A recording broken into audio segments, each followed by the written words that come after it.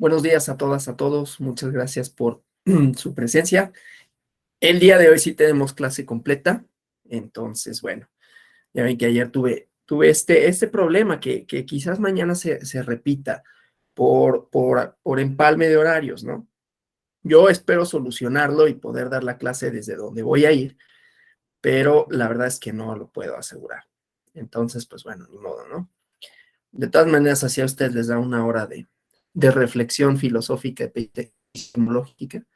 Entonces, pues tampoco es grave. Lo que yo pensaba en todo caso para el día de mañana es que lo solventáramos de una manera que fuera un poquito menos de decir, bueno, pues ya hasta mañana y ya se acabó y solo una hora de clase, sino pues acompañarle material, ¿no? Y entonces yo les facilito un material para lectura y de video, ¿no? Para que vean un videíto ahí sobre positivismo jurídico y un texto, ¿no? De crítica al positivismo, porque las clases de mañana y pasado mañana son sobre hermenéutica y positivismo, ¿no?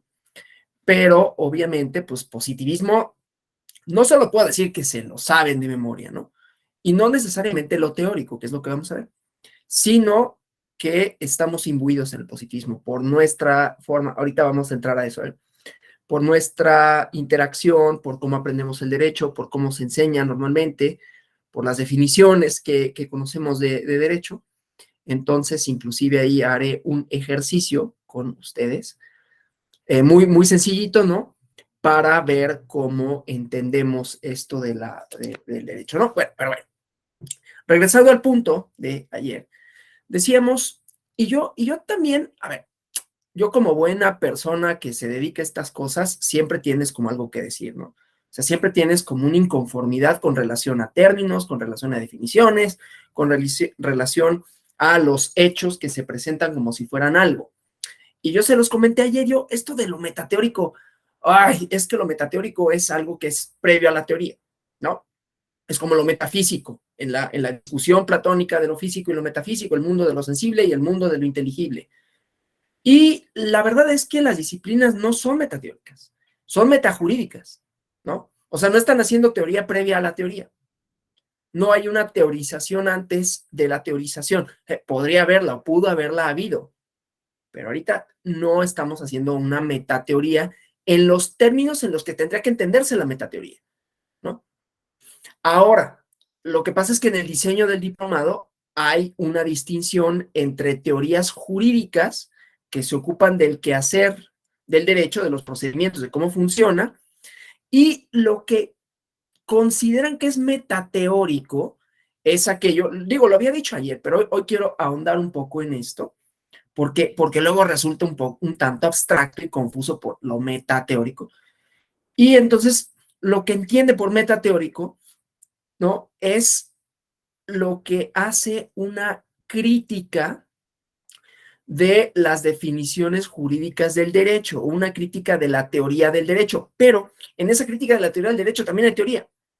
O sea, lo que vamos a ver no nada más es el cuestionamiento de los fundamentos del positivismo jurídico y de la teoría del derecho, que no solo es positivista, sino que hay proposiciones teóricas. Lo interesante de las teorías, y ayer decía, las teorías son hechas por personas en momentos específicos, y lo interesante de las teorías no nada más es que sean hechas por personas, eso es lo de menos. Lo interesante es que tratan de dar una explicación, pero que además compiten, es decir, se oponen a otras, ¿no? Responden. No podríamos hablar de una teoría contemporánea sino una teoría clásica. No podríamos hablar, inclusive dentro de, fíjense, hay teorías tan ricas, teorías generales tan ricas, tan interesantes, que tienen como varias etapas. Es lo que le pasa al marxismo, ¿no? Porque hubo un marxismo, un primer marxismo, luego hubo un segundo marxismo y luego hay postmarxistas, ¿no? Y luego está retomándose con un marxismo crítico y cada uno responde al anterior. Entonces aquí lo que estamos viendo, nos quedamos con la teoría sociológica del derecho, ¿no? Que no es necesariamente lo mismo que sociología del derecho, y ahorita hago la distinción. La teoría sociológica del derecho que tiene una proposición con relación a qué es la norma, ¿Por qué surge la norma y qué determina la norma, no? Entonces, cada teoría tiene preguntas y respuestas, ¿sí? Plantea una serie de interrogantes. Volviendo a Marx, esto solo para ejemplificar, pero es que hoy que desarrollemos un poquito más la teoría sociológica del derecho y luego vayamos a la teoría histórica del derecho, pues vamos a ver que dentro de las propias disciplinas no hay una sociología no hay una teoría social del derecho, hay varias. No hay una teoría histórica del derecho, hay varias. Dentro de la historia hay varias escuelas, ¿no? La escuela de los anales, la escuela exegética, etcétera, ¿no? La historiográfica, y así con la teoría sociológica, ¿no? Entonces, las teorías plantean concepciones generales para explicar los fenómenos, ¿sí? Entonces, esto solo para decir, no es que sea metateórico en el sentido que viene antes de la teoría, como lo metafísico viene antes de lo físico. Es una pregunta por lo ontológico, lo suprasensible, lo que no se ve, lo que no podemos determinar con nuestros sentidos, ¿no? O más o menos, porque hay cosas que sí podemos determinar. Podemos determinar, estoy enamorado. Pues no se ve, pero se nota, ¿no? Entonces, y ahí estas, pareciera una tontería, pero estas teorías metafísicas sí se van con con las emociones, con el amor, ¿no? Por ejemplo. Entonces hay unos que dicen, no, pero es que en realidad son procesos químicos. Bueno, hay proposiciones, es a lo que voy, ¿no? Que es el amor, una serie de reacciones químicas que me hacen que me vea todo güey, ¿no? Cuando hablo con la persona y me sonroje. Y otros dirán, no, es mucho más que eso, pero es inasible. Y otros dirán, sociólogos, claro, ¿no? Es una construcción histórica, romántica, que se vislumbra de esta y de otra manera. Bueno, entonces con el derecho pasa lo mismo, solo que no es tan bonito, ¿no? Quizás es útil y lo que sea, pero no es tan bonito como decir, vamos a teorizar sobre algo tan metafísico, tan inasible como el amor, ¿no? Y entonces aquí vamos a hablar de los poetas, ¿no? Y de las cartas de amor que escribió, o de las personas que por amor han muerto, ¿no? Y vamos a ver la tragedia de Virginia Woolf y que se aventó ahí al río, ¿no? Pero no, desafortunadamente no, tenemos que hablar de derecho y pues bueno, ni modo, ¿no? ¿Quién me manda? Yo estaría muy feliz así, vamos a hablar de esto y vamos a hablar del banquete, ¿no? Y estas cosas. Pero no podemos hacer eso porque no es lo que yo quiera. Y entonces vamos a hablar de la teoría, no de la metateoría. Eso es a lo que voy. El ejemplo puede ser así, de este güey, ¿por qué está hablando del amor? No sé qué tiene que ver, no tiene nada que ver, pero es que eso es metafísico. Y la metateoría entonces tendría que ser algo inasible para la teoría. O los fundamentos ontológicos de la teoría. ¿Se puede hacer? Sí se puede hacer. Pero no es el objetivo porque no hay metateoría contemporánea. Entonces, lo que sí hay son teorías metajurídicas. Es decir, que explican el derecho, su surgimiento, la determinación, en este caso, ¿qué determina la pregunta? Ahorita comparto la presentación, ¿eh? La pregunta, ¿qué determina la norma jurídica? ¿Sí? Salud, Ivonne. ¿Qué determina la norma jurídica desde fuera del derecho? ¿Sí? Entonces, déjenme compartir la presentación para que vayamos como caminando más o menos, ¿no? Bueno, porque si no voy a empezar a hablar de otras cosas y yo feliz, pero pues ustedes igual y no tanto, ¿no? Así de, ¿por qué ponen un profesor que va a hablar de otra cosa? Nada más que espérenme, porque yo con esta de las computadoras soy un poquito como no muy hábil, entonces no sé por qué no se ve. Aquí está. Por alguna razón no aparecía aquí en las opciones de compartir pantalla, ¿no? Entonces, bueno, esto ya lo habíamos visto ayer. Nos quedamos más o menos aquí. Pero voy a avanzar una para luego regresar. Porque me interesa esto, ¿no? O sea, lo que me interesa en realidad, déjenme hacer grande la pantalla.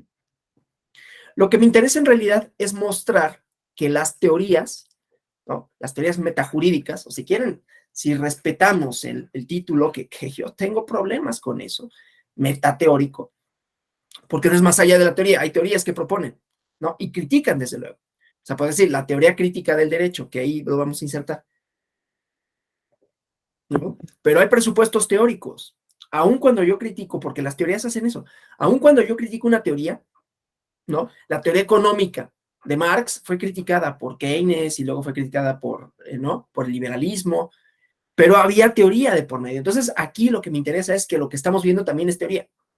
nada más que trata de explicarlo desde fuera del derecho, porque la teoría del derecho, digo, ya sé, estoy repitiendo un poquito lo de ayer, pero para más o menos ir centrando eso, ¿no?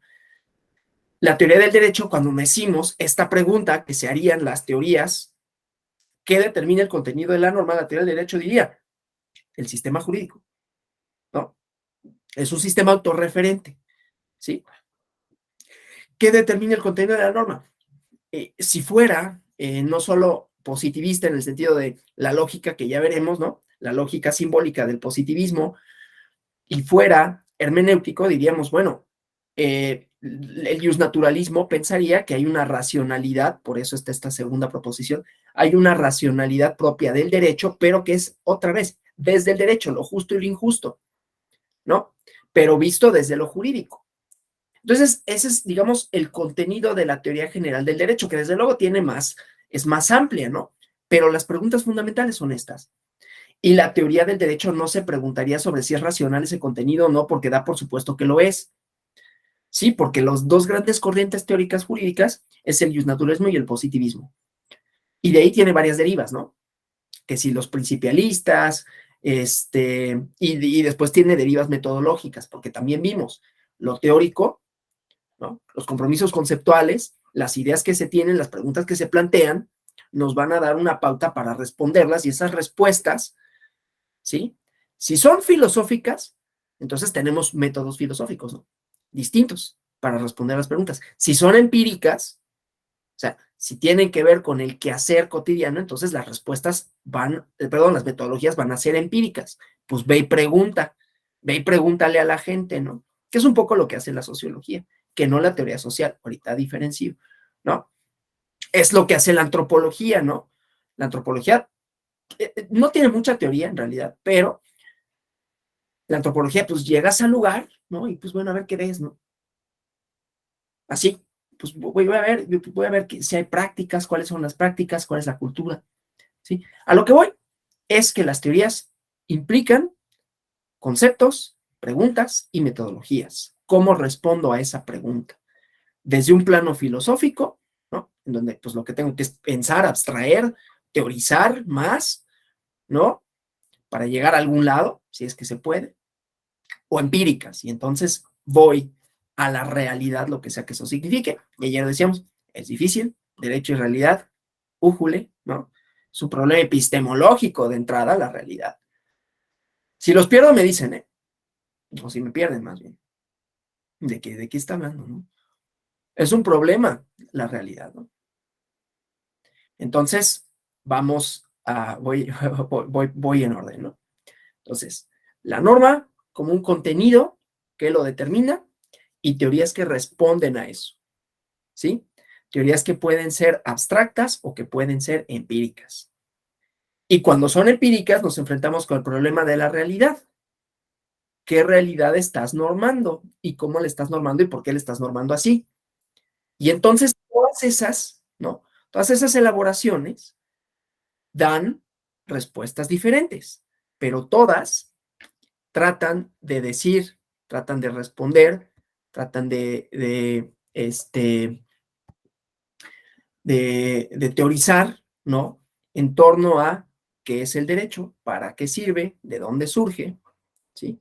Nada más que, claro, el derecho no nada más son normas, ¿no? Pero bueno, entonces, son prácticas, son muchas cosas, pero bueno, como ven, la amplitud de esto es muchísima y es inabarcable para 2 horas, ¿no? Entonces vamos a hacer lo que se puede, ¿no? Bueno, entonces voy a regresar a esta. Ya decía, si nuestra teoría, si nuestro compromiso teórico, ¿no? Nuestras premisas a partir de las cuales conocemos la realidad son sociológicas, históricas o antropológicas, entonces nuestra definición del derecho, nuestra definición de esto es distinta que si mi compromiso teórico es desde el derecho, ¿sí? Son dos miradas distintas a una misma cosa, por eso digo que es un problema de la realidad.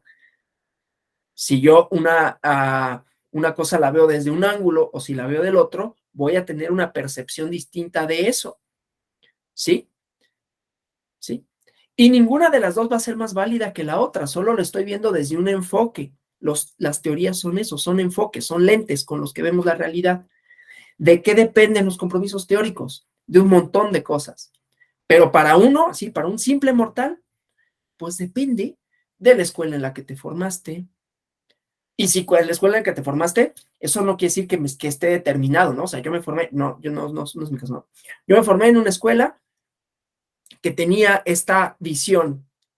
Y yo, eso sí es cierto, que soy muy necio, dije, pues no, yo voy para el otro lado, porque así soy, ¿no? Y entonces a mí me dicen, pues aquí nuestra teoría es Kelsen, yo voy a decir, pues a mí no me gusta Kelsen, y no me gusta, ¿eh? No me gusta nada. Ya le tocará a Kelsen recibir sus palazos mañana y pasado, ¿no? Entonces busca uno, bueno, ¿qué sí me gusta? ¿Qué sí responde a mi necesidad, que sí responde a mis inquietudes, ¿no? Si a mí me dicen que el derecho es un conjunto de normas jurídicas, ¿no? Que es un sistema autorreferente, que los jueces, o sea, la actividad propia del derecho y la actividad propia de la norma está determinada por el contenido normativo, por el sistema, por los valores, por los principios jurídicos. Yo digo, no, no puede ser, ¿no? Así. ¿Por qué? Porque sí. O sea, de pronto la respuesta no es tan elaborada a la hora de decir por qué tengo un compromiso teórico distinto, ¿no? Es como cuando Kant, en la crítica del juicio, se pregunta sobre la metafísica y dice, pues es que al final lo teórico descansa sobre presupuestos ontológicos que no son demostrables. Y ese es un problema, ¿no? Entonces aquí es lo mismo. A final de cuentas, mi proposición, mis enunciados, mi disquisición, mis respuestas súper mega abstractas van a llegar a la conclusión de que pues es que a mí me convenció eso, ¿no? Pues es que leí los diálogos de Platón y me gustó esa racionalidad, ¿no? Pero luego llegó la sociología y pues le di una patada así, ¿no? Y pues no me caen bien los abogados, cosa que es cierta. Y entonces no me gustan sus definiciones, ¿no?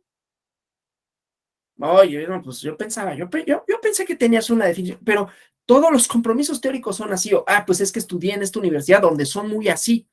No voy a decir la escuela, pero es una escuela que está por ahí, al poniente de la Ciudad de México, que dan derecho también tienen licenciatura en derecho, y entonces ellos tienen una visión teórica del derecho en donde lo supeditan a la economía, pero no la economía clásica marxista, sino la economía utilitaria, ¿no?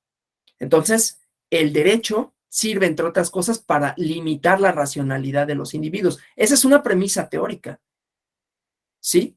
La función del derecho y la función del castigo, en todo caso, es crear mercados, regularlos y regular esa racionalidad.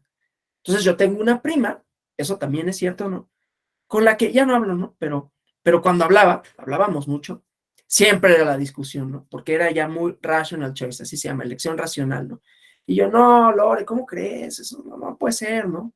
Sí, porque no, es que mira, que la cultura, claro, porque yo estaba parado en otro lado, no es que yo tuviera razón o ella tuviera razón, es que nuestros compromisos teóricos y nuestras respuestas y nuestras preguntas eran otras.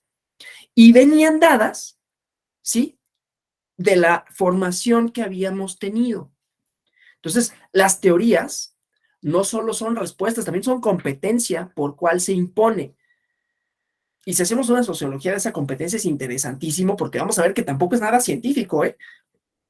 Es como un juego de fútbol en donde te das un codazo, en donde tratas de hacer enojar al rival para que lo expulsen, en donde convences al director técnico para que no meta al otro y entonces tú te quedes, porque en la evolución de las teorías vamos a ver un montón de trampas, ¿eh? ¿No? Y escuelas que recibieron financiamiento. Oye, ¿y cómo logró esta escuela posicionarse? Pues porque hubo unas personas que fueron más listas que otros para posicionarse. Sí, esto yo sé que puede ser así como de, ¿cómo te pones a decir eso cuando tienes que dar una clase que está hablando la teoría? Bueno, pues sí, pero es que las teorías surgen de la mente de las personas. Y son personas que están en los lugares universitarios y que buscan pues también posicionarse. Y esos posicionamientos no nada más son, qué intelectual, tan inteligente, tan bonito, tan pensador.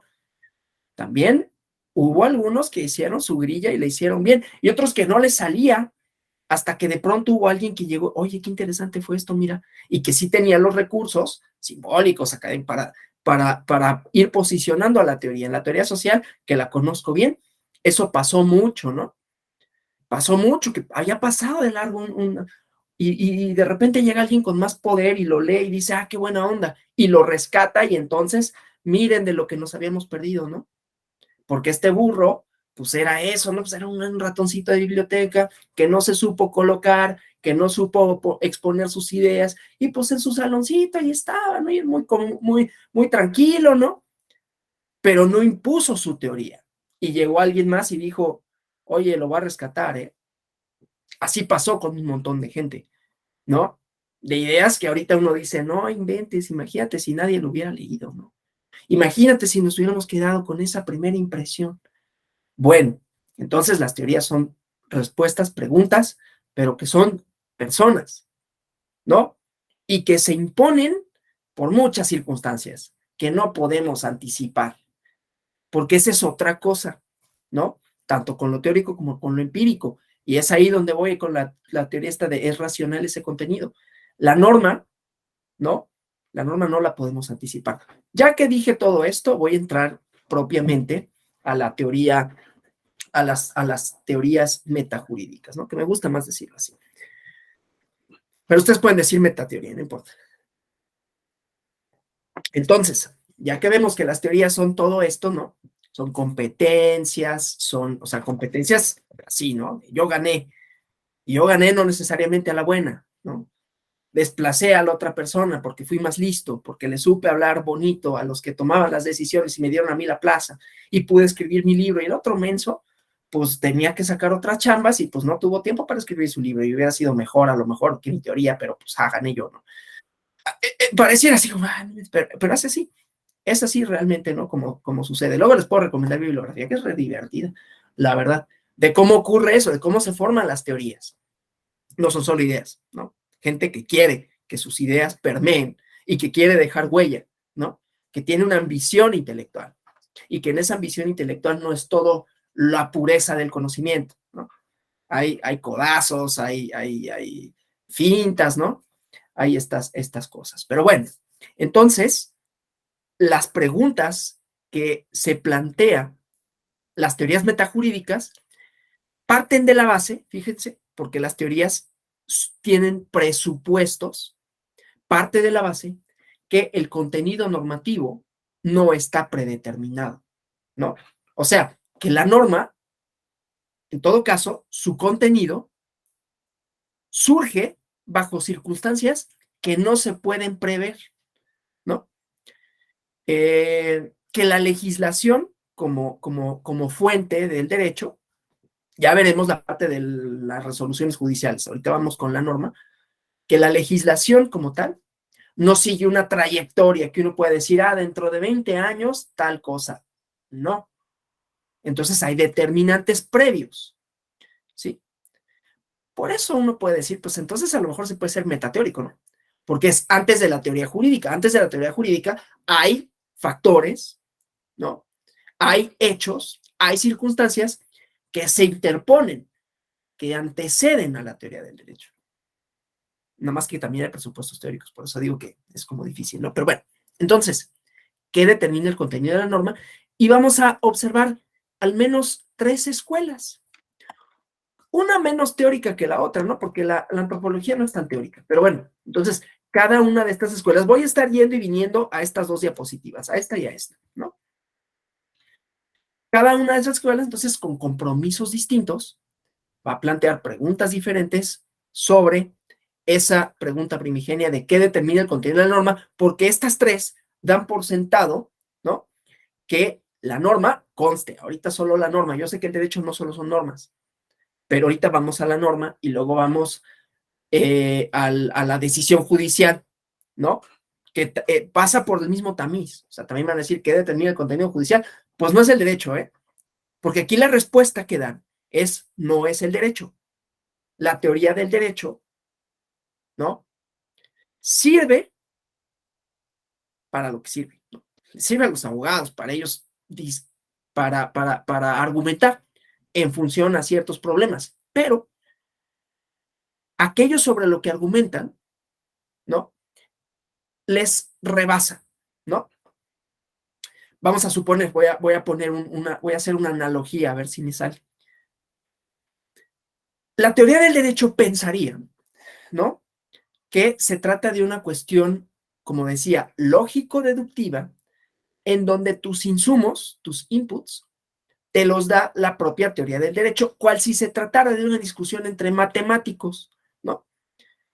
¿Qué le da los insumos a los matemáticos para resolver un problema matemático a las matemáticas? Claro, cuando veamos mañana el positivismo y la lógica simbólica, veremos que, bueno, pues sí, las matemáticas, pero las matemáticas tampoco es tan fácil, ¿no? Es un lenguaje, tiene una serie de símbolos, tiene una serie de significados, y que, pues, a ver, primero que todo, descifra qué demonios es eso, ¿no? Hay teoría matemática, descifra los conceptos, ¿no? Y luego aplícalos. Pero bueno, en principio, cuando tienes un sistema lógico, ¿no? Que tiene sus propios insumos, entonces te basta ese sistema para responder a las preguntas, a los planteamientos que surgen en ese propio sistema, ¿sí? Para manejar un automóvil, para que el funcionamiento de un automóvil, ¿qué necesito? Pues al automóvil. El único input, ay, siempre se me olvida la palabra en español, qué horrible. La única cosa que viene de fuera, perdón, es el combustible, pero de ahí en fuera, el funcionamiento del auto, aunque depende de que si el viento, lo que sea, pero me lo da ese sistema, ¿no? Sistema automotriz. Bueno, entonces, aquí pensaría la teoría del derecho que es lo mismo. Vamos a ver que sí, pero no, ¿no? Sirve, por eso dije, sirve para lo que sirve. Pero estos planteamientos teóricos pensarían que viene de algo más allá del derecho, metajurídico, ¿sí? Pero que lo antecede. Entonces, la sociología, que hay varias sociologías y hay varias teorías sociológicas, ¿no? La teoría social del derecho, la teoría sociológica del derecho, dice, es un producto social, ¿no? Sigo teniendo mi cuadro raro de las vías respiratorias, entonces, entre que estoy ronco, entre que se me constipa la nariz, ¿no? Y me distrae mucho, entonces pido disculpas, ¿no? Entonces, dice, es un producto social, ¿no? Y hay una teoría marxista que es sociología, ¿no? Que dice, y es un producto de las relaciones de dominación, es un instrumento, no estoy diciendo que eso sea, estoy diciendo que esa es la respuesta que dan, ¿no? Es un producto de las relaciones conflictivas que existen, los conflictos de clase existen, cosa que sí es cierto, y en esa existencia se da una relación de dominación entre unos y otros, los que tienen los factores del poder. Esta es una teoría clásica, ya no más estoy dando un ejemplo, ¿no? Y entonces ahí hay una primera respuesta, ¿sí? Pero entonces la sociología del derecho trata de decir, uno, la norma no se puede predeterminar. Entonces, ¿qué determina el contenido de la norma? Factores sociales. Y los factores sociales son un montón y son bien volátiles y no podemos saber de antemano cuál va a ser ni el contenido ni el resultado de la norma, ¿sí? ¿Qué quiere decir con esto? Entonces, primero, en la indeterminación del derecho, que ese es el planteamiento de cualquier teoría o de cualquier metateoría del derecho, que el derecho es un producto indeterminado, ¿sí? Si volvemos al ejemplo de la lógica simbólica, los números son una cosa, en principio, yo sé que es más difícil, quien sepa matemáticas me va a decir, no, no es cierto, pero en principio, como conocemos nosotros los números, son una cuantificación de algo, ¿no? O una derivada, ya si nos vamos al álgebra, ¿no? Una integral tiene una representación, pero tiene un significado más o menos concreto, ¿no? ¿Sí? Y sirve para definir una cosa. Entonces, se puede determinar, se puede predeterminar que esos símbolos van a llevar a un resultado cierto. Aquí lo que pasa es que los símbolos no son solo los lingüísticos, sino que tienen un contenido. Y ese contenido no podemos saber cuál va a ser. Primero que nada, o sea, yo no sé cuál va a ser la legislación, porque depende de factores que no podemos tampoco determinar de antemano. Y no solo no sé cuál va a ser el resultado del contenido normativo, sino una vez que sea norma, no sé qué efectos va a producir, ¿no? No sé cómo va a ser recibida por quienes la reciban, si la van a impugnar, cómo la van a aplicar, ¿sí? ¿Cómo la van a entender? Y después, si la impugnan, ¿cómo la van a impugnar? Y cuando la impugnen, el juzgador, ¿cómo la va a resolver?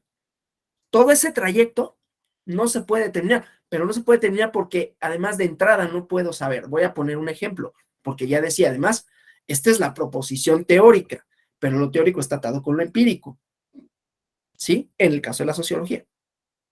Puede estar atado con lo conceptual, como haría la filosofía pura, ¿no? Que llega a más o menos dar una serie de preguntas, pero que siempre son preguntas que están vinculadas con la realidad, con respuestas, más o menos, ¿no? Entonces, bueno, o con otras elaboraciones conceptuales, pero bueno, entonces, pongo el ejemplo, ¿no?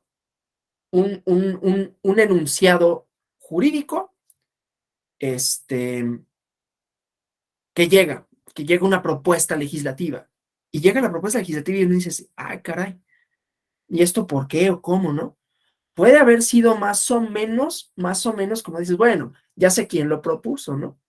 Y esta proposición va de la mano con esa plataforma política. Pues sí, pero esa plataforma política, primero, no podíamos saber en todo momento que iba a ganar o que iba a tener alguna representación o que iba a tener una mayoría. Pero además, una vez que está la propuesta legislativa, pues la propuesta legislativa pues puede pasar por modificaciones, ¿no? Puede ser rechazada, ¿sí? Pasa por los dictámenes, en los dictámenes hay una discusión, entonces ya no es nada más el contenido que había propuesto esta persona o este grupo parlamentario, que no podíamos anticipar que lo iba a proponer, o más o menos lo podíamos anticipar, pero no sabíamos que lo iba a proponer, o si en todo caso lo iba a proponer. Ya que lo propuso, ¿cuál va a ser el resultado de ese procedimiento? No sabemos. Y una vez que es norma, ¿no? Ya está el enunciado y ya dice, no podrán o podrán tal cosa, ¿sí? Para efectos de la ley se entenderá tal cosa, ¿sí?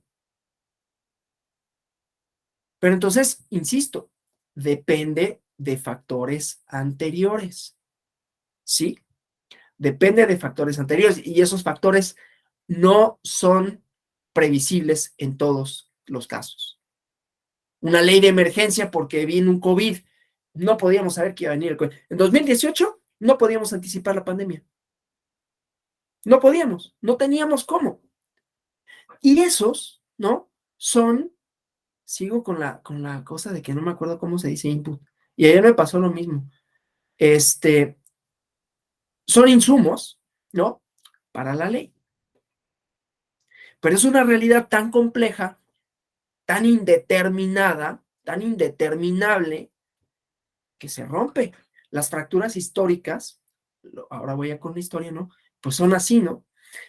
El día que cayó el muro de Berlín, nadie podía anticipar que se iba a caer. 9 de noviembre de 1989, hubo una comunicación ahí medio rara que empezó a filtrarse y entonces dijeron, van a abrir las fronteras. Entonces un tipo llega a una conferencia de prensa y no tenía mucha idea y empieza a dudar y le pregunta a un periodista, bueno, ¿y a partir de cuándo? No, pues a partir de ya. Y las autoridades se quedaron así a partir de ya y la gente ya no se esperó y se fueron así millones de personas y empezaron a derribar el muro, ¿no? Una cosa así súper fortuita. Una semana antes, o sea, ya había elementos que me podían decir, pues esto no va a durar mucho, pero que iba a ser ese día y que iba a ser bajo esas circunstancias, no se podía saber. Y cambió relaciones sociales y relaciones jurídicas, porque entonces se unifica Alemania, ¿no? Entonces las diferencias entre Alemania del Este y Alemania Occidental, ¿no? No se podía anticipar, es a lo que voy. Y eso determina el contenido normativo, pero es algo indeterminado, ¿no? Porque no podemos saber. Hay una idea. Nosotros en nuestras sociedades, y es parte de nuestra tradición, hemos pensado que hay como una trayectoria lineal, ¿no? que el cambio, que el progreso, ahorita ya no tanto, porque ya sabemos que todo está hecho un desastre, ¿no? Y que hay calentamiento global, y que hay, ¿no? Y que hay todo, así todo se cae a pedazos, ¿no? Nos gobierna el caos, y entonces, pues, ya no, y ya con el COVID, ya nos quedó muy claro que nuestra idea de mejora y de progreso continuo, pues es un mito, ¿no? Pero pasó 1914, bueno, antes de 1914, el esplendor europeo, ¿no? En donde tenían mucha fe, y vamos a verlo, tiene que ver porque vamos a ver el positivismo, ¿no? En qué clima se da, porque las teorías, aparte de que las hacen personas que luchan y que todo, se dan en medio de circunstancias. Entonces, la gente está viendo, ¿no? Estás pensando, pues, de conformidad en donde te encuentras. Entonces, surgen cuando hay una fe en el progreso, ¿no? Que el progreso tiene sentido. Mira, estoy viendo qué bonito.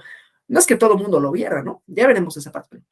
Entonces, tiene sentido hablar de lo científico como sinónimo de mejora continua.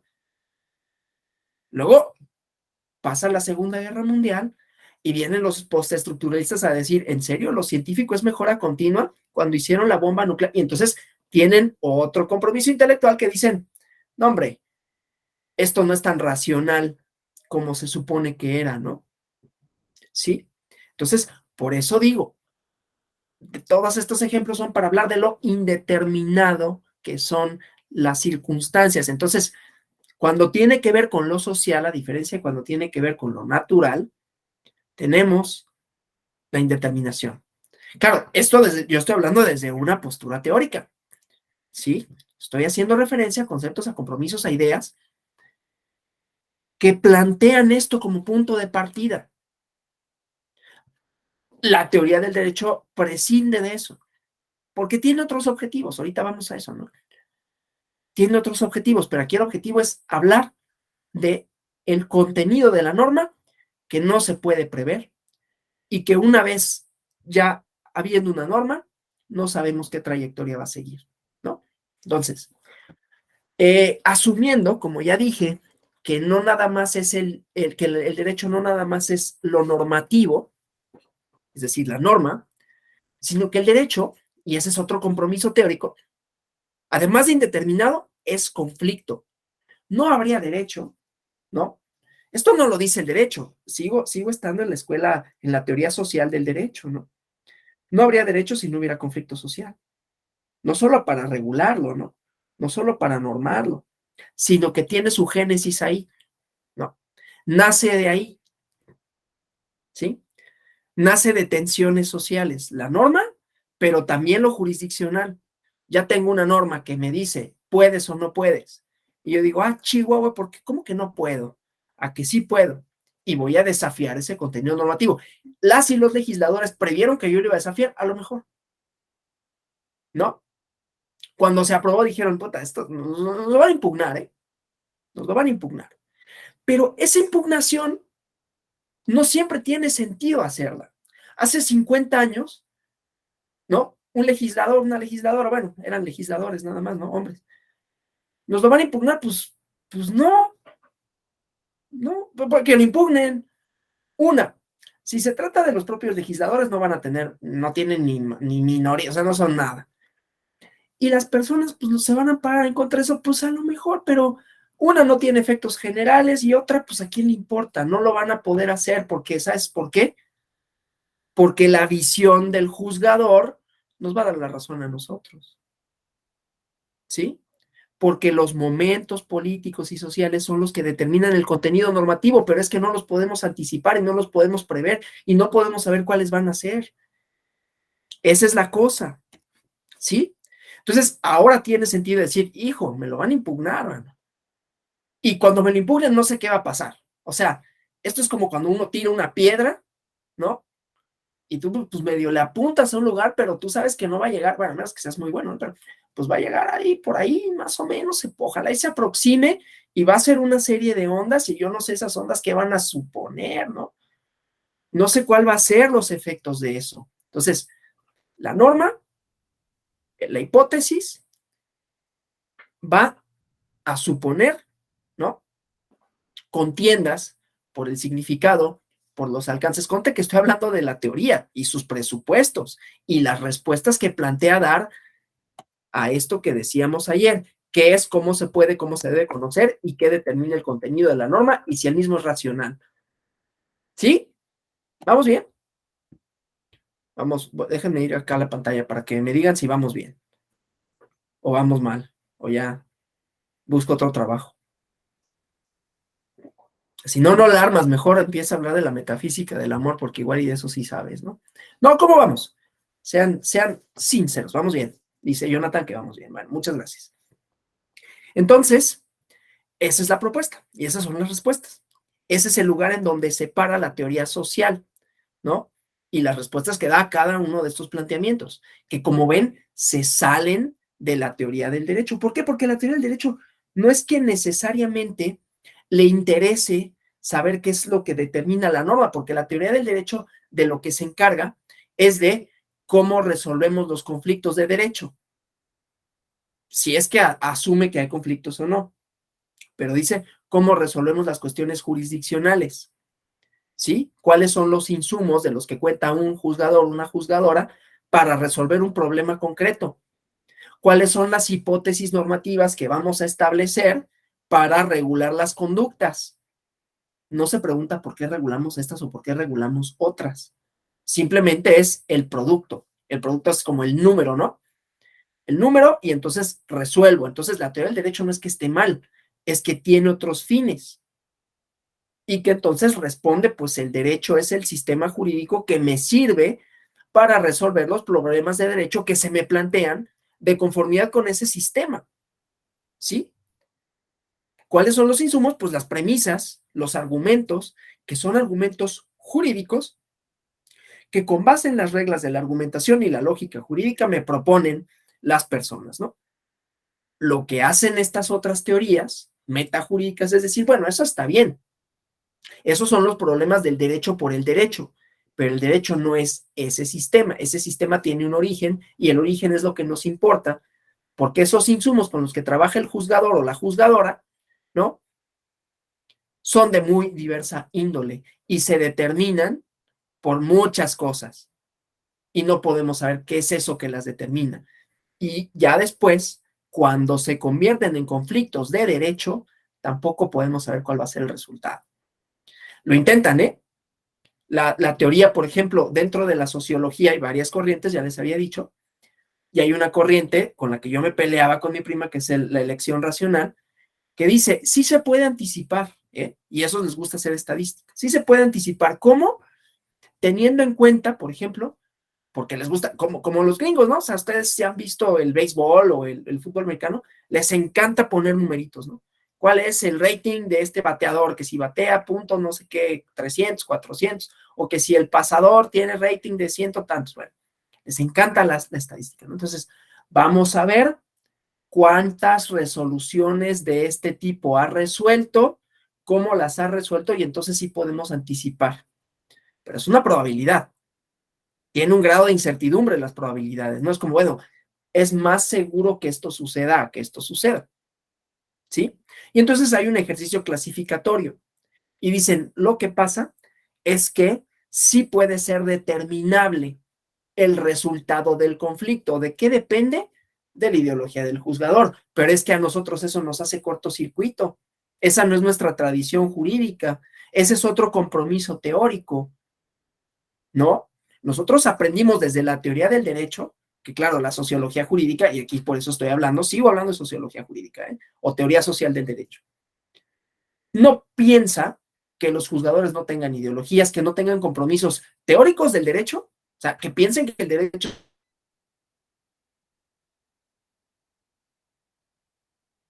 es una cosa u otra, ni con pues circunstancias ajenas a la norma misma, que determina el resultado de una decisión jurisdiccional, pues circunstancias ajenas a la propia lógica jurídica que hará el juzgador a la hora de resolver un problema, porque ese juzgador ve el mundo, sale, lo entiende de una manera, y esos son sus insumos para después establecer argumentos jurídicos. Y entonces por eso en los Estados Unidos, sobre todo en la ciencia política y en la sociología crítica, ¿no? Dicen, hay conservadores, jueces conservadores y jueces liberales. No estoy replicando el discurso político que luego aquí se hace de eso, ¿no? porque ya tienen una idea distinta de qué es una cosa y qué es otra. Y entonces se puede saber que la composición de la corte, ¿no? Pero ya, bueno, la composición de la corte puede llevar a un resultado normativo. Wade versus Roe, ¿no? La famosa sentencia de la que ya me refería ayer, creo, ¿no?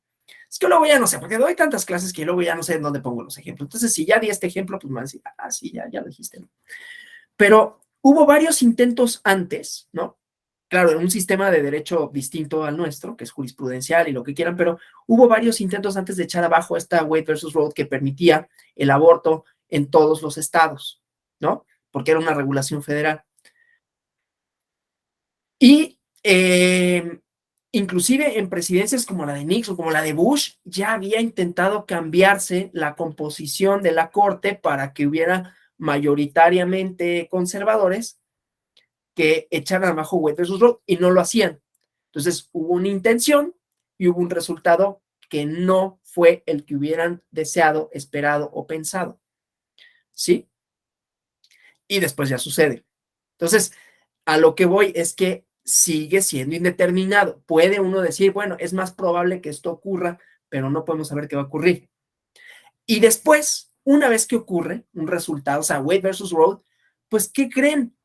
Que eso no ha hecho, claro, dificulta cosas, pero sucede que entonces la práctica jurídica, que las prácticas sociales tampoco son como los pensaba quien dijo, quien echó para abajo Wade versus Roe. ¿Por qué? Porque sigue habiendo modos, ¿no? Muy interesantes de, eh, de que subsista el aborto, ¿no? Entonces, personas de México que envían medicamentos. Bueno, hay un reportaje muy interesante en el New Yorker que lo detalla, ¿no? Entonces, otra vez, ya no nada más es la norma, el conflicto, sino bueno, y después, ¿cómo se aplica? ¿Quién la aplica? No sé si aquí puse el ejemplo de la prohibición del alcohol. Seguimos en la teoría sociológica, ¿no? Un enunciado normativo, la enmienda, ¿cuál fue la enmienda? Creo que fue 19, o 20, pero bueno, la enmienda que prohíbe el alcohol, ¿no? Estuvo precedida, a ver, esto sucedió, ay, ahí tengo el libro y no lo vi, algo así como en 1919, ¿no? ¿Dónde está mi librito? Bueno, entonces sucede algo así como en ese año, ¿no? No me crean el año, pero más o menos. Pero tuvo antecedentes de personas que ya lo habían intentado y no lo habían conseguido hasta que lo consiguieron. Y cuando lo consiguen, ya, está prohibido. Ahora instrumentalo, ¿no? ¿Y con qué te encuentras?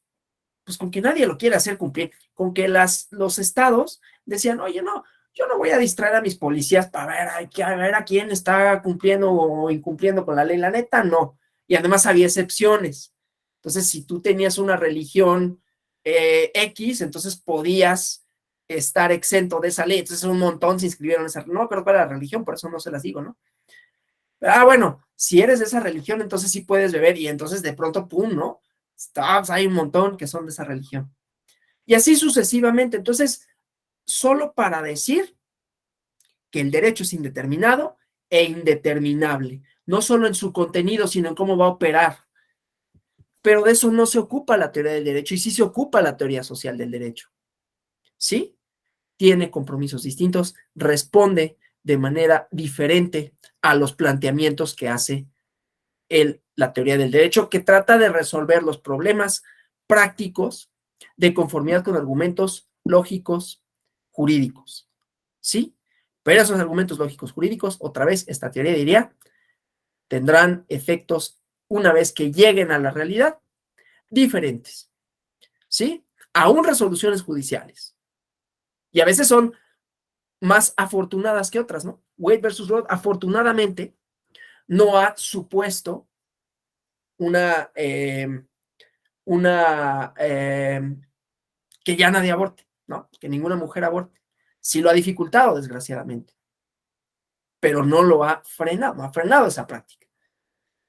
En México, ustedes saben que nuestra legislación está mucho más avanzada en eso y que la Corte ya declaró que es inconstitucional el aborto. Pues hay un estado de la República, que no voy a decir cuál, porque yo vivía ahí y luego la gente me reclama de ese, nota que no te gustaba vivir ahí. Pero hay un estado, una entidad de la República, en donde siguen presentándose carpetas de investigación por algo que ya fue declarado inconstitucional. Entonces, otra vez, no podemos prever qué va a suceder, ni siquiera cuando hay jurisprudencia. No, pero está cerca de ahí. Abajito, abajito de ahí. Pero es el Bajío. Empieza con Q. Y no es Quintana Roo. A ver, mi familia vive ahí y todo, ¿no? O sea, no estoy hablando mal de nada, solo digo que pues hay prácticas, es a lo que voy, ¿no? Y que cuando la Corte declara inconstitucional una cosa, no que, ya es inconstitucional, entonces todo el mundo va a obedecer, pues no, ¿no? Que jurídicamente es inviable, sí, pero sigue sucediendo porque es indeterminado y eso es lo que propone esta teoría en general, ¿no? Bueno,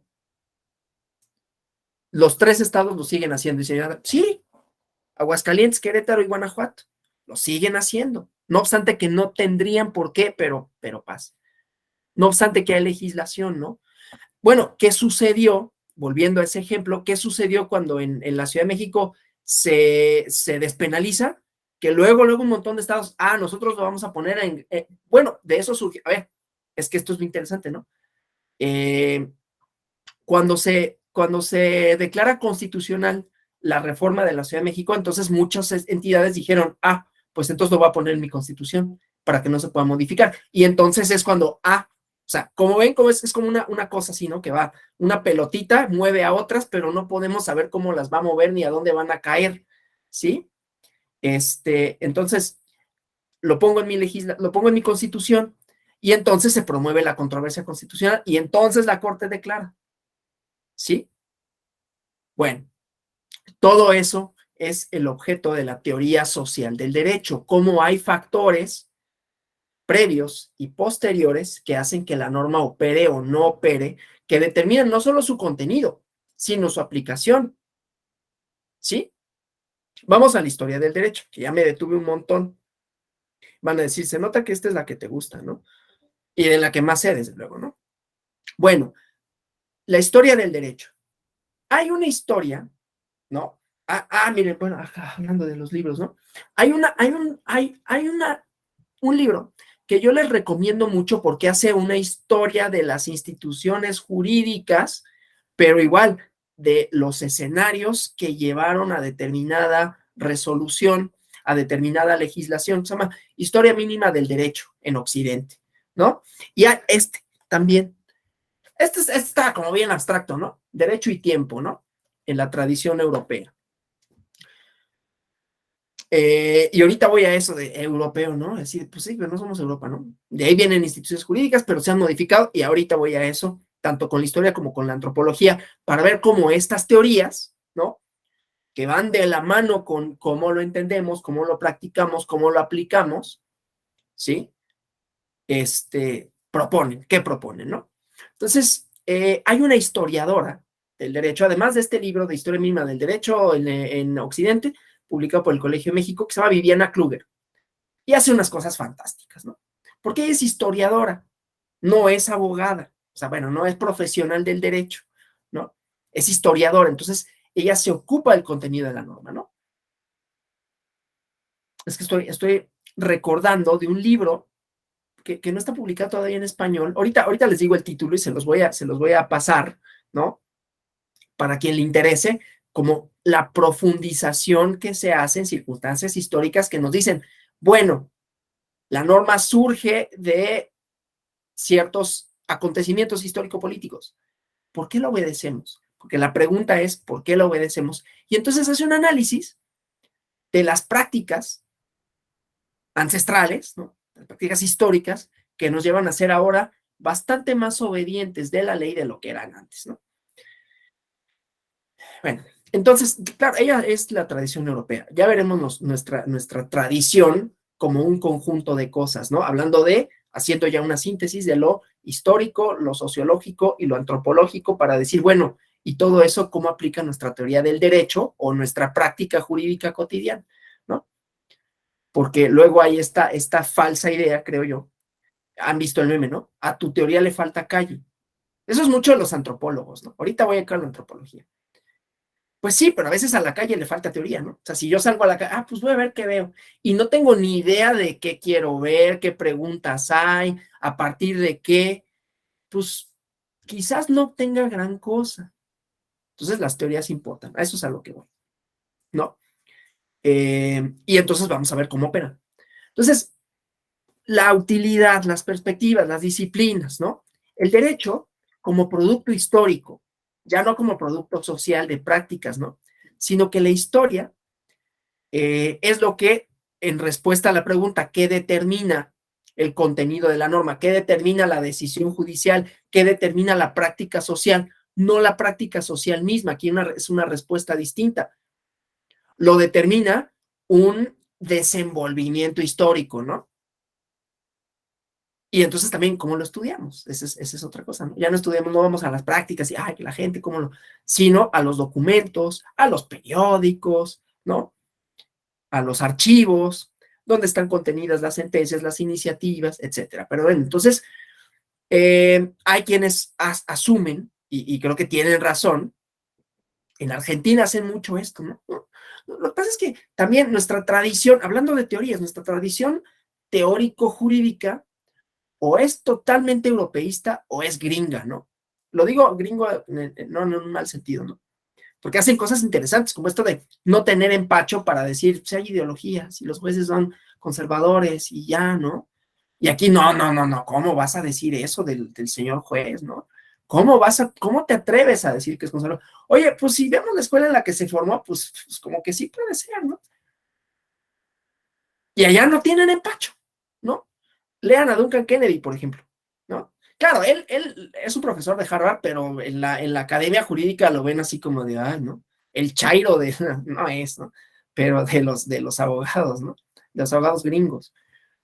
Pero él habla de cómo las escuelas pues forman en una teoría y que esas teorías pues también pueden explicar un poco de cómo son sus resoluciones. No siempre, por eso es indeterminado. Pero bueno, entonces el chiste es que esta autora, y hay otra que trabaja en Flaxo, que a mí me gusta mucho y que fue mi profesora, y yo le tengo mucha admiración, que se llama Karina Solavere, que también habla de las ideologías de los jueces, ¿no? Y de estas cosas. Ella desde un punto de vista, la verdad, un poquito más, como ven, yo hablo así, ¿no? Más disperso. Ella es mucho más estructurada, hay gente a la que le gusta más así, porque ella es politóloga y los politólogos son más esquemáticos, ¿no? Yo no, a la hora de lo académico no soy así, ¿no? Y pues creo que medio se nota, ¿no? Porque soy un poco más desordenado. A mí me gusta, pero pues a lo mejor a ustedes, ¿no? Es que este empieza a hablar de una cosa, se va por un montón de lados y luego medio regresa. Y yo sé que eso puede ser confuso, ¿no? Pero espero que al menos, si es confuso, al menos digas, bueno, pero es divertido, ¿no? O al menos, pues no se habla de tantas cosas que se vuelve interesante. Y si no logro ese cometido, pues les digo, ya puedo poner así como una tiendita y vender dulces o un café, ¿no? Y entonces hablar con los del café. Ay, ve ese café, ese güey te habla de quién sabe qué es de sociología. Pero bueno, entonces en Argentina dicen, el derecho no se puede comprender sin la historia, pero también la historia no se puede comprender sin el derecho, ¿no? El derecho es una realidad histórica, pues, ¿no? Porque nace, perdón por lo del dulce, pero es que si no lo voy a poder hablar, voy a empezar a toser, ¿no? Ayer me pasó. Entonces, el derecho es una realidad histórica. Las sociedades en las que nace, en donde se desarrolla, en donde se aplica, que es lo que vimos, ¿no? Son realidades vivas, que se transforman con mayor o menor rapidez, con cierta intensidad, con el paso del tiempo. Hay un historiador que a mí me gusta muchísimo, que escribió una saga que hay que leer, ¿no? Que se llama Eric Hobsbawm. Así se llama el historiador. Claro, él como historiador tiene su teoría, ¿no? Porque la historia tiene teorías, así como en la sociología, que hay teorías en la historia, en todas las disciplinas hay teorías y hay compromisos a partir de los cuales escribes. Eric Hobsbawm es postmarxista, pero es marxista, ¿no? Bueno, y entonces tiene una saga que se llama la era de la revolución, la era del capital, la era del imperio y la historia del siglo XX. Si uno lee esas cuatro, quedas fino para la historia, ¿no? Yo no las he leído todas. Hubiera querido, pero luego no tengo tiempo, ¿no? Ahí las tengo. Y el compromiso es leerlas, ¿no? Pero he leído la historia del imperio y la historia del siglo XX. Bueno, no importa. En la era del imperio, él hace una afirmación muy interesante, ¿no?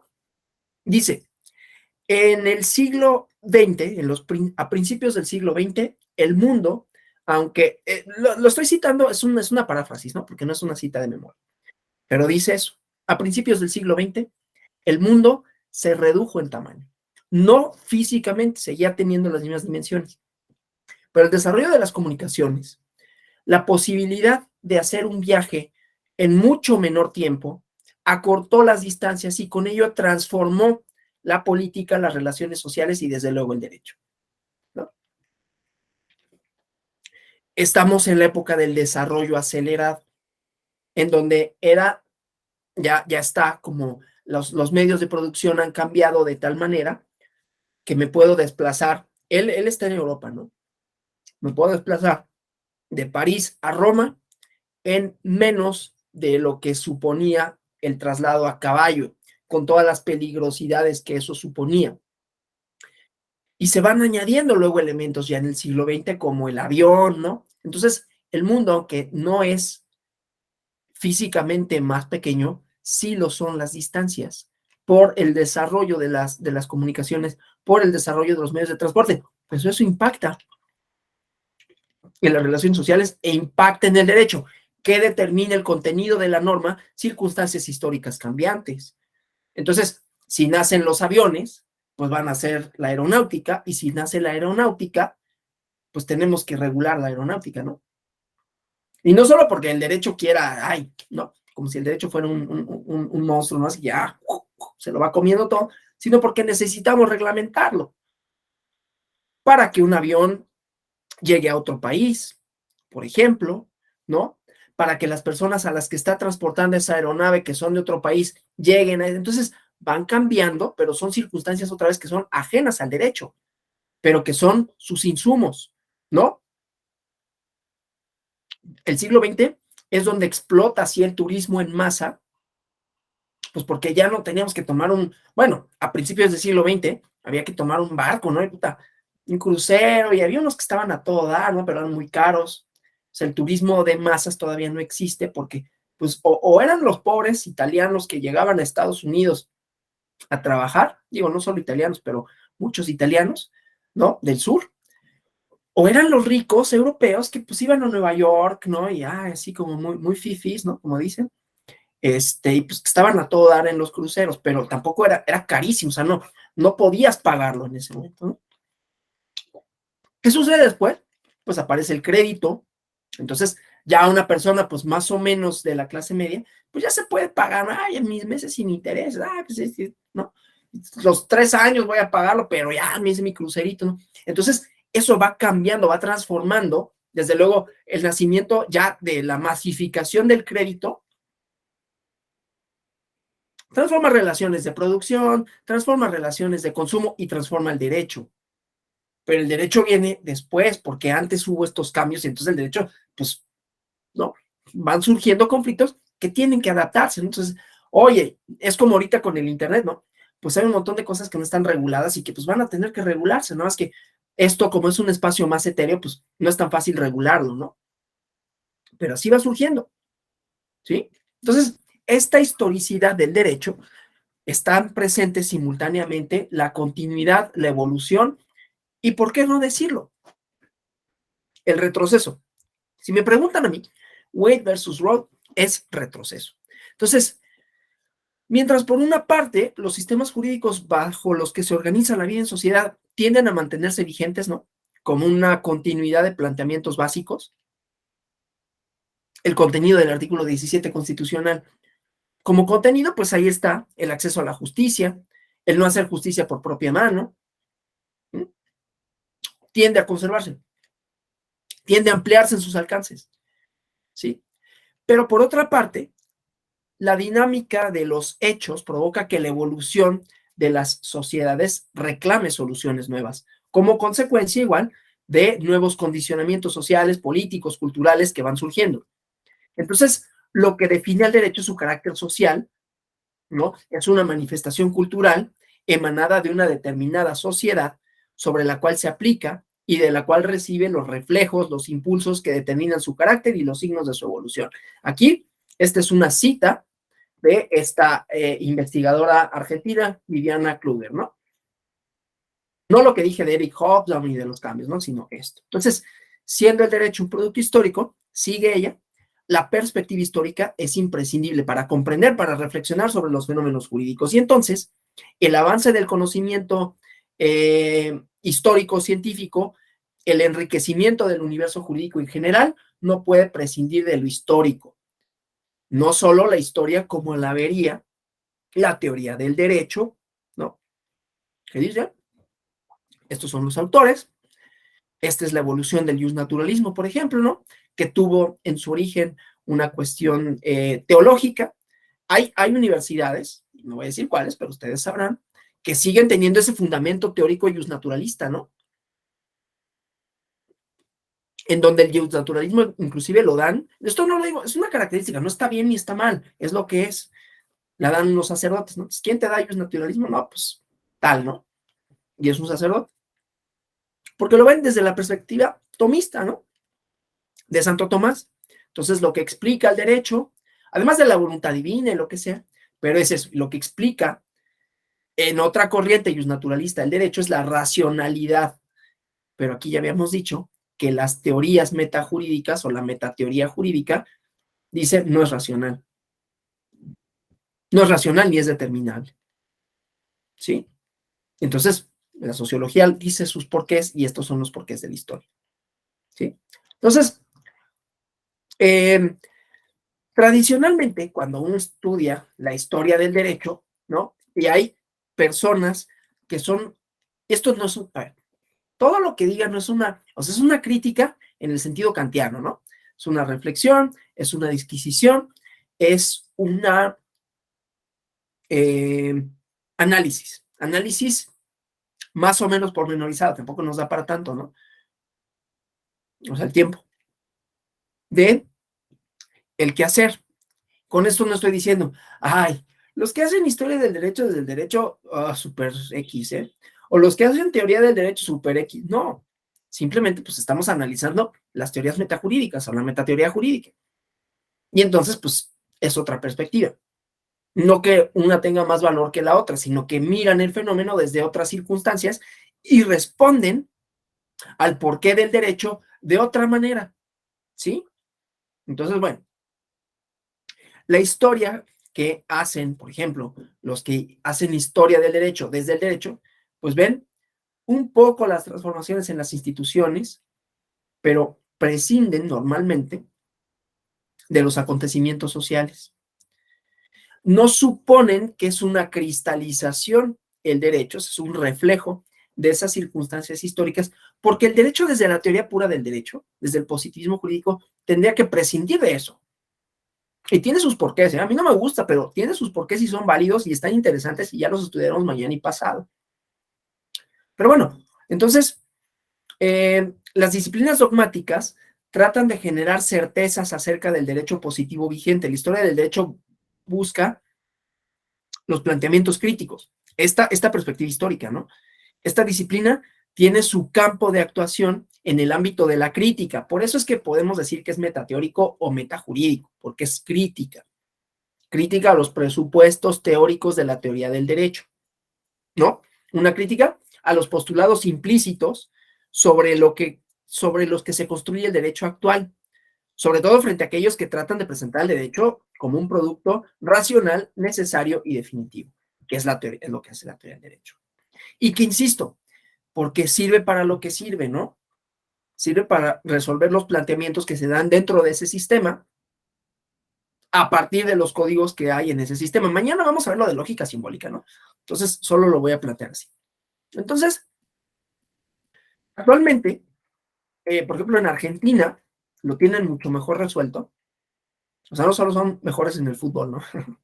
Sino que su teoría jurídica, su teoría crítica jurídica, ha tenido más impacto. Y los por qué son muy sencillos, porque no están debajo de Estados Unidos, ¿no? O sea, esto es como lo que les decía de, ¿por qué tienes un compromiso teórico y no otro? ¿Por qué en un lugar tal cosa y no tal otra? Pues muchas veces son por condiciones geográficas, ¿no? Y que además son geográficas políticas. Pues sí, ¿tú crees que tener arriba Estados Unidos es muy fácil o qué? No. Y no solo en lo cultural más explícito, ¿no? De, ay, nosotros vamos de shopping, ¿no?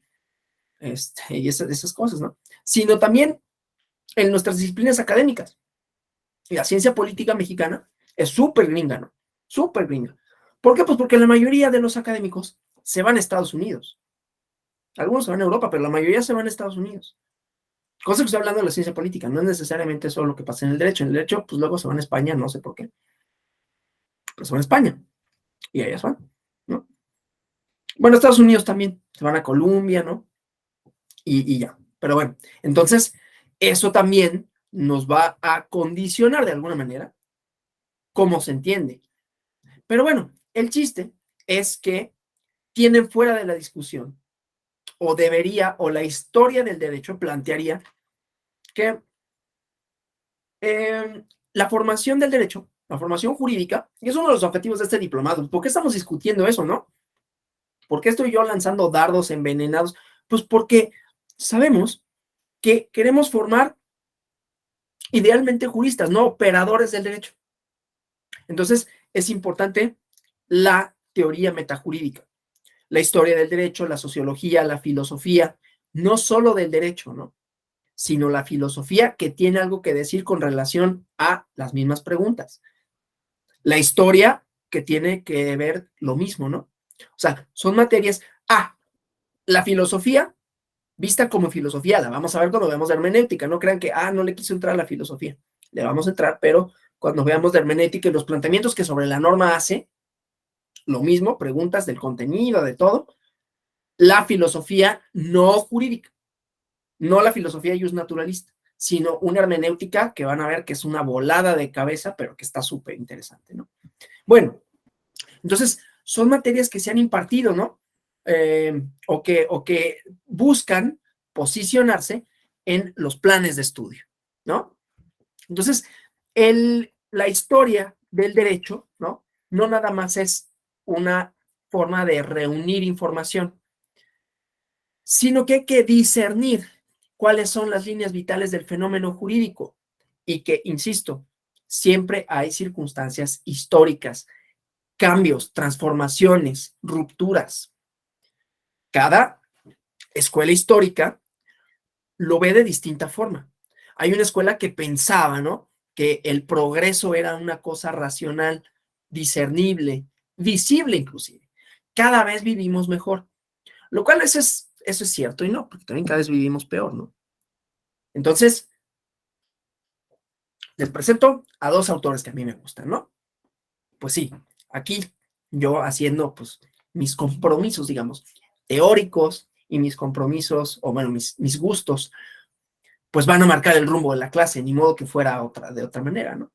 Entonces, para que vean cómo eso también puede influir. Entonces, el profe dijo esto, pero como me cayó re mal, yo voy a buscar a los autores a los que se oponen, porque, profe, ¿no? Perdón, no dije la palabra completa, ¿no? El como en los argentinos, ¿no? No, la neta no me gustó. Entonces voy a buscar todo lo otro que mejor diga alguien de otra forma, porque seguramente ni sabe, ¿no? Y como no sabe, entonces, no. O al contrario, oye, qué buena onda, ¿no?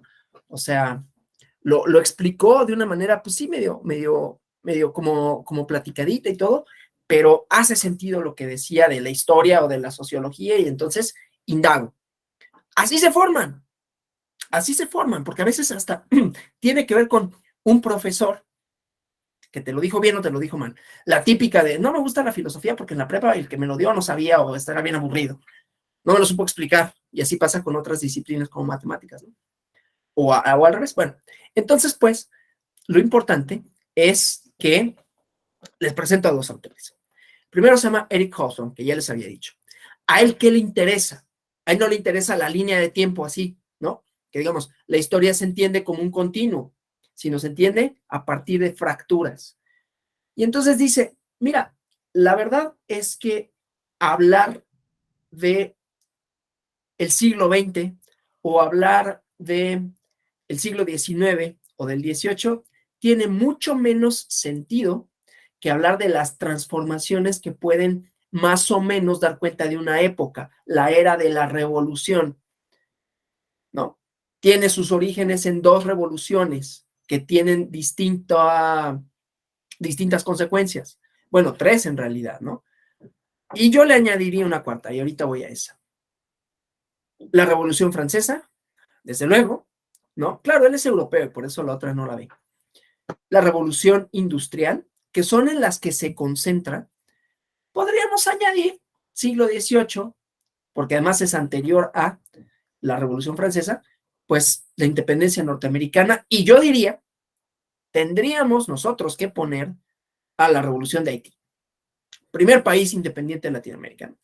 Les costó, y mucho, y si nosotros queremos entender por qué Haití está tan mal, es porque los franceses se la cobraron económicamente, o sea, les dijeron, como te independizaste, todo el dinero que me debes porque ya no te pude, no lo dicen tan así, pero porque ya no pude haber esa explotación de la que era sujeto, ¿no? Hay un libro de historia que yo les recomiendo muchísimo, que se llama Hegel, Haití, la historia universal, una historiadora antropóloga que hace un trabajo magnífico, y que analiza la revolución de Haití, y que luego esto lo lleva al argumento hegeliano de la dialéctica del amo y del esclavo, ¿no? Entonces, lo ve, todavía se consigue una edición que desgraciadamente ya no publica el Fondo de Cultura Económica, una colección, perdón, se llama Umbrales, pero todavía se consigue. Hegel, Haití, la historia universal. Es una cosa maravillosa.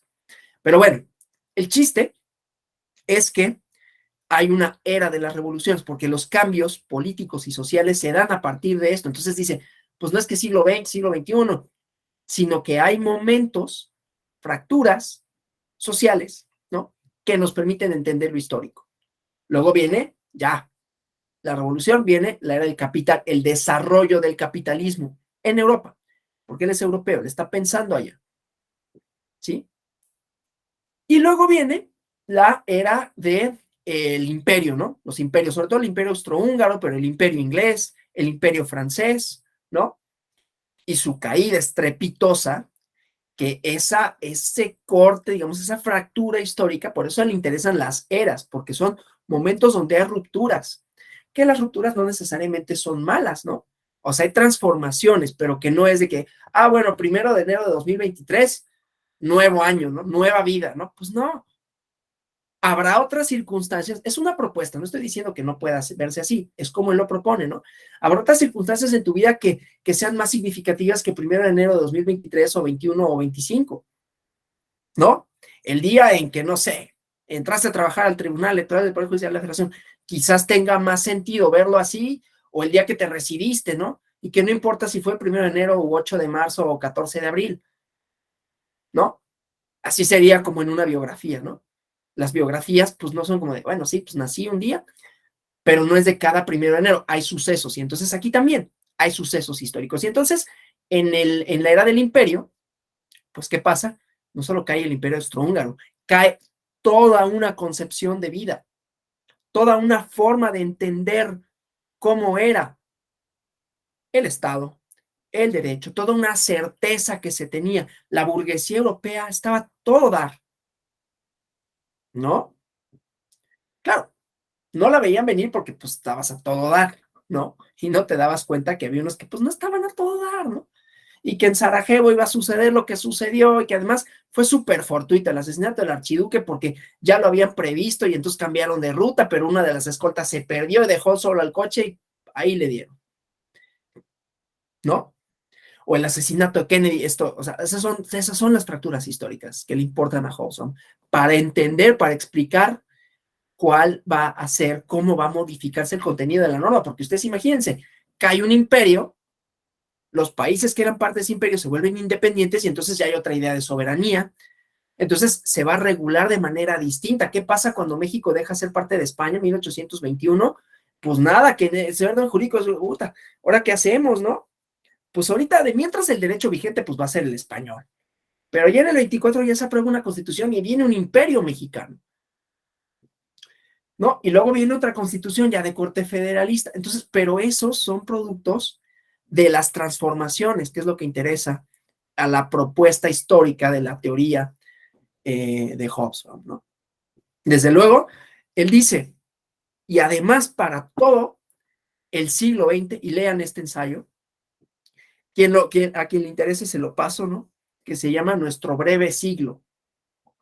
Y es el siglo XX, ¿no? Que de hecho el ensayo es de Habermas, pero se basa en la idea de Hobsbawm, ¿no? Quien le interese, pídamelo por correo. Inicia el siglo XX, dice, no el 1 de enero de 1900 o 1901, hay quienes se pelean por eso, como sea, ¿no? El 1 de enero de 1900 no inicia el siglo XX. El siglo XX inicia cuando cae el imperio. Inicia en 1914, con la Primera Guerra Mundial. Ese es el gran acontecimiento del siglo XX y termina con la caída del muro de Berlín. ¿Sí? Porque eso da fin a la Guerra Fría y da lugar a un nuevo modelo social que impacte en lo jurídico, porque toda la democracia liberal como la conocemos es producto de esa fractura. ¿Sí? La tercera ola democrática está inserta en esto. Entonces las normas jurídicas se explican por esas otras fracturas y transformaciones. ¿Qué determina el contenido de la norma? Las fracturas sociales. Ese es Hobsbawm, pero a mí hay otro que me gusta mucho, ¿no? Que se llama Einhard Koselleck, y que él dice los estratos del tiempo. La historia son capas, como si fuera, y también a quien le interese profundizar también le puedo pasar los estratos del tiempo. Hay un libro completo, pero hay un ensayito sobre los estratos del tiempo y toca lo jurídico, y a eso voy, no crean que nada más estoy hablando por decir, la historia, ¿no? Sino como el objeto de la historia, las transformaciones son los que determinan el contenido de la norma y desde luego las prácticas, porque si surgen, por ejemplo, hablando de fracturas, surgen como sujetas las mujeres, entonces empiezan a decir así de en él. O sea, yo no, el movimiento de las sufragistas, por ejemplo, no, yo quiero voto, pero quiero representación, y ahora es paridad. O sea, nada de que, condescendientemente me das, así, no, no, no, no, no. Paridad y derechos. Y nada de que una bola de hombres vayan a legislar sobre algo que no saben qué es, cómo es el aborto. ¿Cuándo estás embarazado, no? ¿Cómo sabes cuál es la experiencia social y biológica del embarazo? No sabes y no vas a saber cómo legislas sobre eso, ¿no? Que es el reclamo que hay ahora de, por ejemplo, y es ridículo, ¿no? Pero antes era así. Por eso, circunstancias históricas. Una mesa, y todavía pasa, pero ahora pasa y dices así de, no inventes, ¿no? Estas personas en qué piensan. Una mesa sobre el aborto, y puro hombre, ¿no? Puro hombre que además pasa de sus 50 años, ¿no? Pues seguramente tendrá hijos. Pero dices, ¿este mono qué tiene que decir sobre eso? Nada. Pero es que estabas acostumbrado a que ellos fueran los que dijeran todo sobre todo. Hay un cambio, hay una fractura, y eso desde luego que impacta en el derecho, porque entonces es, oye, nosotros somos sujetos de derecho, y ¿sabes qué? Tú no tienes nada que decir al respecto. Eso transforma relaciones sociales, pero no es que el derecho por sí mismo lo transforme. El derecho se transforma de conformidad con eso, entonces los insumos vienen de fuera, que es también la propuesta. Y Koselleck lo que dice, ¿no? A la hora de plantear estos cuestionamientos, es que hay capas, ¿no? Capas históricas, que unas pueden ser de más largo alcance que otras. Hay acontecimientos repentinos, como la caída del muro de Berlín, que pueden significar un cambio en el aquí y el ahora, y sin embargo hay otras que subsisten, ¿no? Los cambios radicales, las revoluciones, cambian cosas, pero hay otras que permanecen y cuyo cambio es menos visible, aunque también se da. Las estructuras, ¿no? La alternancia democrática no produjo, ¿no? No produjo por sí mismo que todo México se volviera democrático, ¿no? ¿Por qué? Porque nuestras prácticas seguían siendo otras, no democráticas, no solo en lo político electoral, ¿no? Ha sido una transformación en cómo nos entendemos todas y todos como sujetos, cómo hablamos, cómo nos significamos, y esos son cambios que son menos perceptibles, ¿sí? Pero que ahí están. Es más, y eso es lo que propone Koselleck, ¿no? Estos cambios de más largo alcance también están en las rupturas, porque esas rupturas no son nada más de que un día se cayó, un día estaba bien y al otro día se cayó. hubo transformaciones abajo, hubo transformaciones en los sujetos, en las personas que empezaron a reclamar derechos y entonces hay transformación, ¿no? Claro, hay transformaciones, otra vez, lo contingente, porque la historia tampoco es algo, y lo dice Hobson, por eso son rupturas, porque muchas de ellas no se podía saber, ¿no? Que iban a matar al archiduque. Bueno, más o menos, pero la idea era que no lo mataran, por lo menos por parte de unos, otros habían medio conspirado ahí, ¿no? La mano negra, estos habían conspirado para que eso sucediera, pero no era algo que podíamos saber cuándo va a pasar. No podía saberse que iban a matar a John F. Kennedy, aunque, pues sí podemos decir así de aguas, ¿no? Pero no podíamos saber cómo ni en qué circunstancias, ¿sí? Entonces, no, lo que les dije, no podía saber que se iba a caer el muro de Berlín el día que se cayó, ni la forma en cómo se cayó, ni todo lo que significó. Entonces, eso es lo contingente, eso es lo imprevisible. Entonces, Koselleck dice, hay rupturas así, como el COVID, como todo, pero esas rupturas, o va a haber estructuras que subsistan, que son de más larga data, o va a haber otras que sean el producto de esas rupturas. Pero además hay otra capa, que son las generaciones. Y las generaciones, o sea, las generaciones de las personas, son otro momento, otro componente histórico, ¿sí? Que también impacta en las prácticas, en cómo entendemos. Yo el otro día, en un lugar que no voy a decir cuál era, me llamó la atención una conversación. Yo soy bien chismoso, ¿no? Entonces yo estoy al tanto, y no tanto sino porque yo así, o sea, a mí me gusta escuchar, así no porque, ay, mire, luego le voy a contar a alguien, fíjate lo que dijo, ¿no? Que eso también es divertido, pero, pero no es esa la intención, sino de cómo ves, y yo quizás por mi información, cómo ves cómo hay gente que representa el mundo, que lo entiende, que lo significa y que pone su lugar en el mundo. Entonces, era una persona que era una o dos generaciones más grande que yo, ¿no? Que no es que yo sea un chavito, pero pues esta persona tenía como tiene como 30 años más que yo. Y se lamentaba, ¿no? ¿Cómo es posible que hoy en día la gente en cualquier lado te hable de tú, ¿no? Y yo dije, mira qué curioso. Yo lo primero que le pido a quien sea, ¿eh? O sea, si voy a un café, oiga, no, ¿cómo de usted? Oiga, ¿qué le pasa? Pues a poco, y yo digo, pues a poco me veo tan viejo. No, no hables de tú, no inventes, no me hables de usted, no inventes, ¿no? En las clases que doy, a donde doy clases, que son presenciales, les puse dos reglas, ¿no? Yo no soy mucho de reglas, pero sí dos. No me vayan a decir doctor, porque no manchen, ¿no? Y no me vayan a hablar de usted, porque lo mismo, no manchen, ¿no? Eso de qué da cuenta de una generación, en donde eso ya no tiene ninguna importancia, ¿no?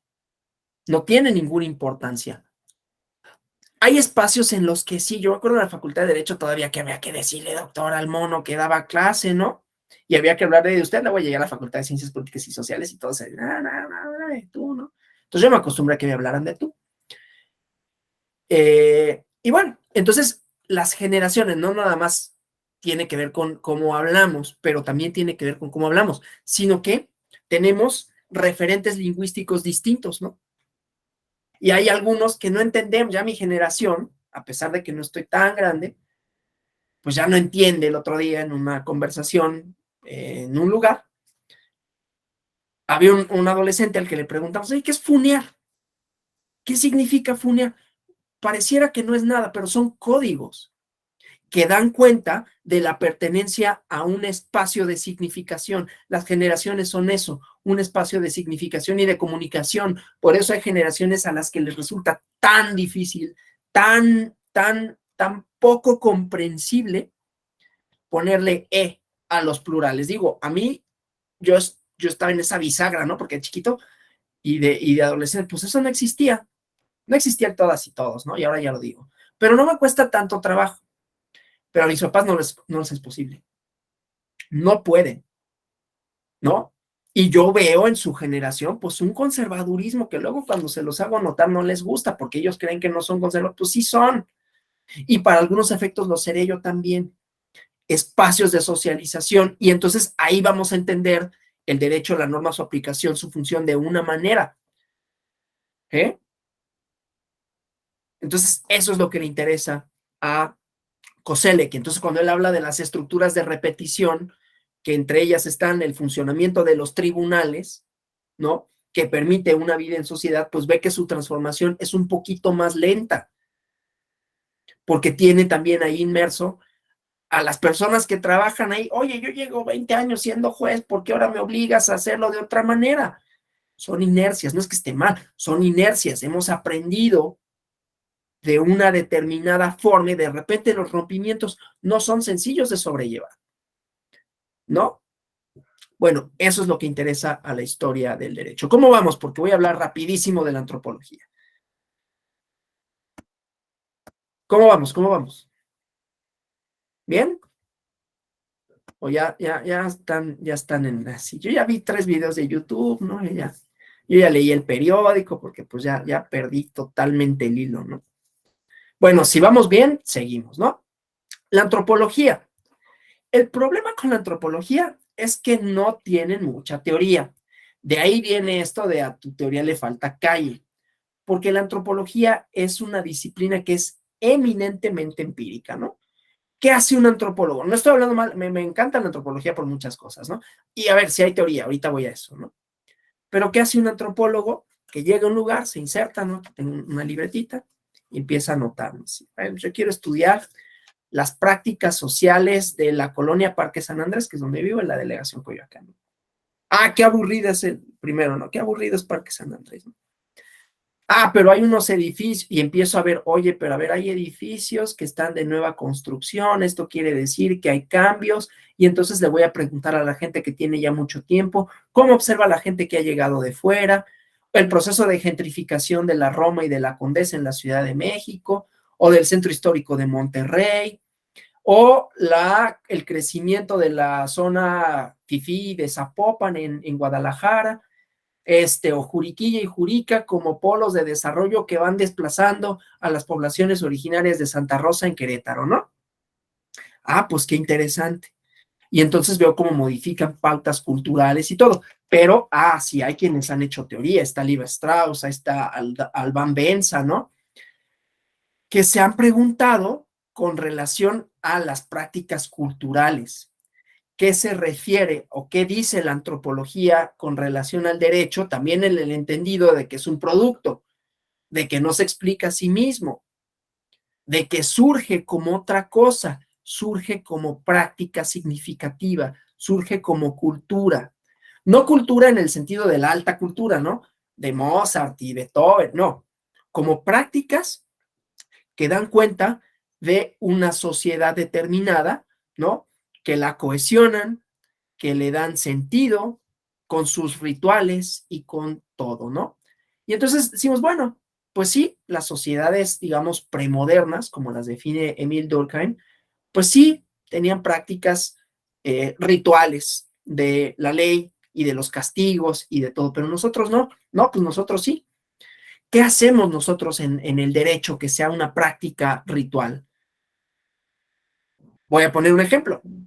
La toma de posesión del presidente de la República es un ritual, y no solo en México, porque en Estados Unidos hacen su ritual y que tiene que ver con su propia cultura. O sea, la toma de posesión, luego no les gusta a mis amigos conocidos así más gringos, porque tengo un amigo que es estadounidense, ¿no? Entonces, cuando fue la toma de protesta de Biden, yo dije, esto es el Super Bowl, ¿no? Ah, ¿cómo dices el Super Bowl?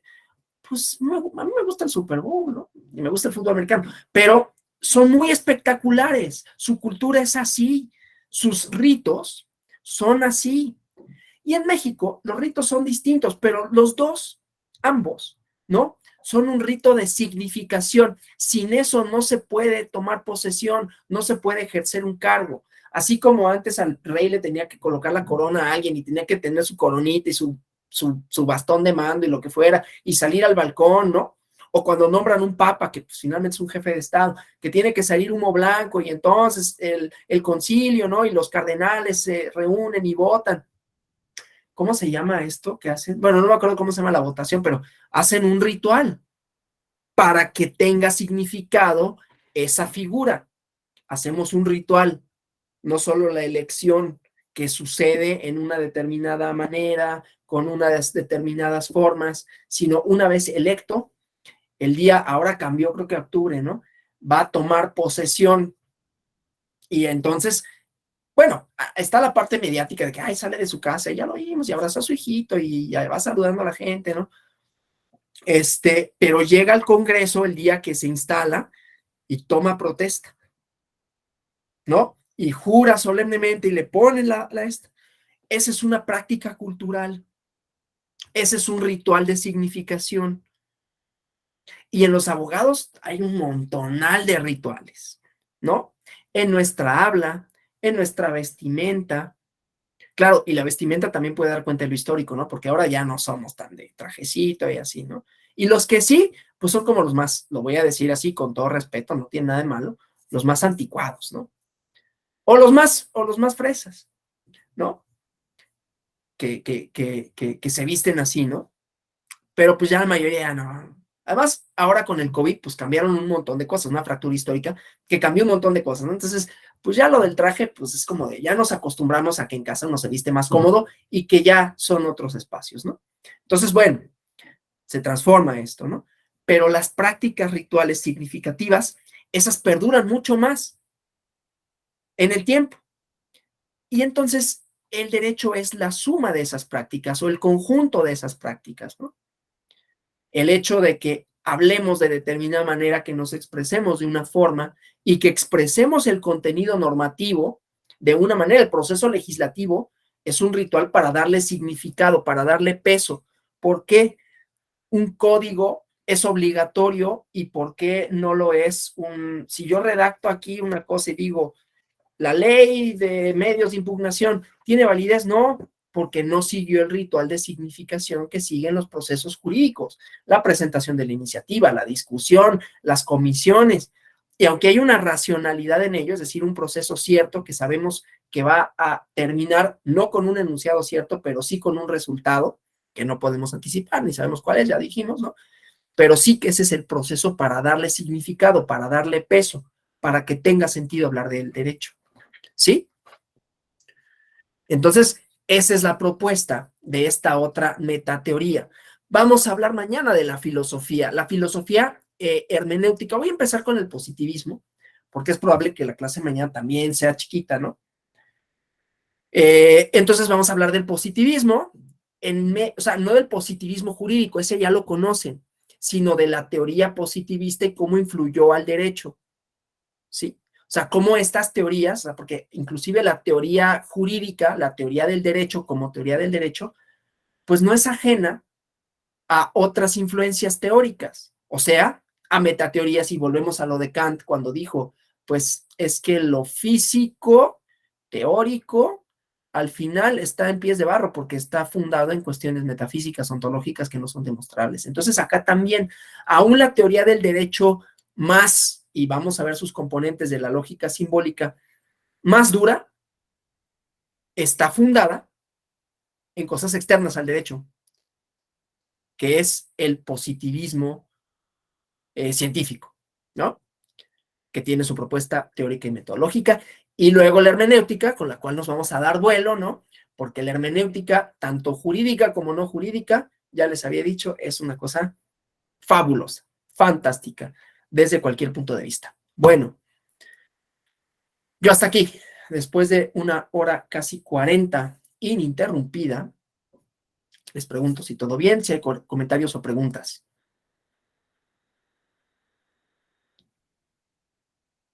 Y si las hubiera, pues manifiéstenlas, ¿no?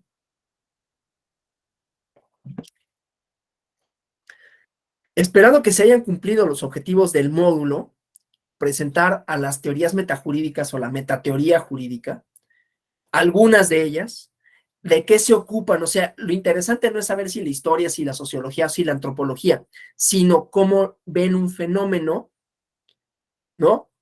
En donde dicen no se explica por sí mismo, sino que lo explican factores externos. Entonces, que pregunta, que hace planteamientos distintos. Esto que está en la diapositiva con la que hoy bailé con dos, ¿no? Con esta y con esta, ¿sí? La determinancia y la racionalidad del contenido, ¿sí? Entonces, que se cumplan esos objetivos para decir, lo que pasa es que las teorías metajurídicas tratan de darle una explicación al derecho porque presentan al derecho como un producto, es decir, se preocupan por explicar qué es lo que determina el contenido de la norma, y ya dijimos, la respuesta es que lo determinan muchas cosas, pero que el contenido normativo es indeterminable y todo lo que de ahí se sigue, porque las teorías metajurídicas, si algo, es que prescinden de la determinación, sino que justamente su propuesta, de una, de otra y de otra, es que no hay determinación, que no se puede saber, que no se puede prever, como no se puede prever lo histórico, como no se puede prever lo social ni lo antropológico. Se puede observar, se puede pensar que más o menos hay una trayectoria, pero nunca se puede saber. Pongo un ejemplo electoral ya para terminar. En 2015 nadie hubiera pensado que iban a elegir a Trump. Es más, decían, Hillary Clinton lo va a despedazar. Es más, en las primarias del GOP, del partido republicano, decían, no, hombre, no, tener la candidatura, ¿cómo crees? Y la obtuvo. Y ya en las votaciones decían, bueno, va a ganar Hillary, y de pronto, bueno, se va a cerrar un poco, y de pronto, órale, ganó. ¿Sí? No se podía saber, no se podía anticipar. Los únicos que podían eran los Simpson, pero eso es porque luego podemos decir por qué. Habrá algunos que digan, es que sí se puede. Lo que pasa es que nuestros compromisos teóricos nos cierran, ¿no? Nos ensoberbecimos de tanta ciencia. Vamos a criticar al positivismo por eso. Bueno, si no hubiera preguntas, esperando que haya sido, claro, interesante, divertido, más o menos, yo les agradezco por ayer y hoy. Nos vemos mañana y pasado. Que tengan un feliz miércoles y pues ya, nada, adiós. Muchas gracias. Gracias. Gracias, profesor. Gracias a ustedes. Gracias, doctor. Gracias, gracias.